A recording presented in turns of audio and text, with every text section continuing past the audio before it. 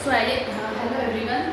Today I am going to explain Marathi, that is our third language, and 25 questions are there, and each question carry 2 marks. So total number of marks are 50.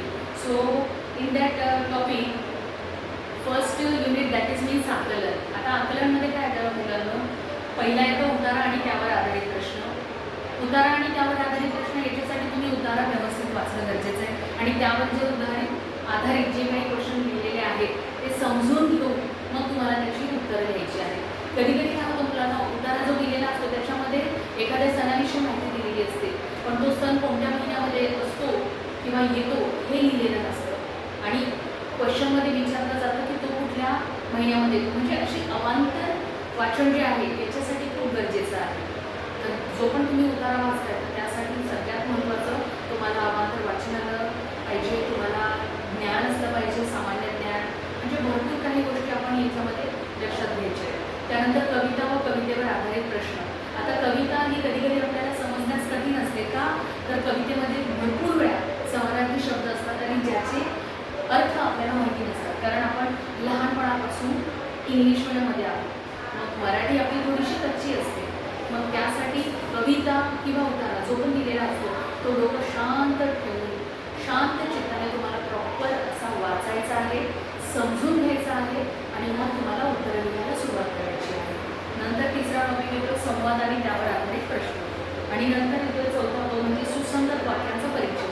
आता सुसंगत वाक्यांचा परिचय म्हणजे meaningful sentence. तुम्हाला 3 question असतात, okay, आणि ते question एकमेकांवर डिपेंड असतात.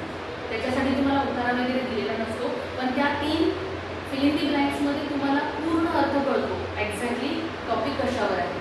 जसं फॉर एक्झाम्पल, जर महात्मा गांधींवर जर तुम्हाला 3 लाईन दिलेल्या असतील तर त्यांचं नाव, मग त्याच्यावरून तुम्हाला आयडिया येते की हा कशाच्या बेसवर आहे उतारा, ओके.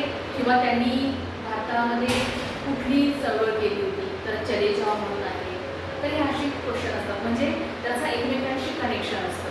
त्यानंतर शब्दसंपत्ती येते मुलांनो, आणि शब्दसंपत्तीसाठी समानार्थी शब्द, विरुद्धार्थी शब्द, शब्दसमूहाबद्दल एक शब्द. शब्दसमूहाबद्दल एक शब्द म्हणजे 4 ते 5 किंवा 2 ते 3 शब्दांना मिळून जो छोटासा एक आपण शब्द वापरतो तर त्याला म्हणतात अनेक शब्दांबद्दल वापरला जाणारा एक शब्द. जसं फॉर एक्झाम्पल, पायात चप्पल न घातलेला, त्याच्यासाठी एकच शब्द काय, अणवाणी, ओके. तर एवढ्या 3 ते 4 शब्दांच्या ऐवजी आपण तो एकच शब्द वापरतो, ओके. देवाला मानत असलेला, त्याच्यासाठी काय शब्द वापरला जातो, आस्तिक, ओके. तर अशा प्रकारचे प्रश्न इथे विचारले जातात. त्यानंतर ध्वनिदर्शक शब्द आहेत, समूहदर्शक शब्द आहेत. समूहदर्शक शब्द याला आपण इंग्लिशमध्ये म्हणतो कलेक्टिव्ह नाउन, आणि ध्वनिदर्शक शब्द म्हणजे साऊंड्स, ओके, जे आपण इंग्लिशमध्ये लर्न केलेले तसेच मराठीत पण आहे. घरदर्शक म्हणजे निवारा, म्हणजे कुठला ॲनिमल किंवा कोण कुठे राहतो, ओके. जसं घोडा तबेल्यामध्ये राहतो, माणूस घरामध्ये राहतो, वाघ जंगलात राहतो किंवा गुहेत राहतो, अशा पद्धतीचे. वाक्यप्रचार आणि त्याचे अर्थ म्हणजे फ्रेजेस. त्यानंतर म्हणी आणि त्याचे अर्थ म्हणजे इडियम्स. एका शब्दाचे भिन्न अर्थ त्याला होमोफोन्स आपण म्हणतो. जोड शब्द म्हणजे कंजक्शन्स, जॉईंट वर्ड्स, ओके. कंजक्शन नाही म्हणू शकतो आपण त्याला, जोड शब्द म्हणजे जॉईंट वर्ड्स. त्याच्यानंतर दिलेल्या अक्षरापासून अर्थपूर्ण शब्द तयार करणे, म्हणजे जंबल वर्ड्स दिलेले असतात, जंबल लेटर देऊन एक दिला जातो, त्याचा आपल्याला मिनिंगफुल वर्ड बनवायचा आहे. आलं लक्षामध्ये? तर इथपर्यंत मुलांना मी हा व्हिडिओ संपवते आणि पुढच्या घटक 3-4 साठी मी वेगळा व्हिडिओ बनवते. तर असाच व्हिडिओ बघण्यासाठी माझे चॅनल लाईक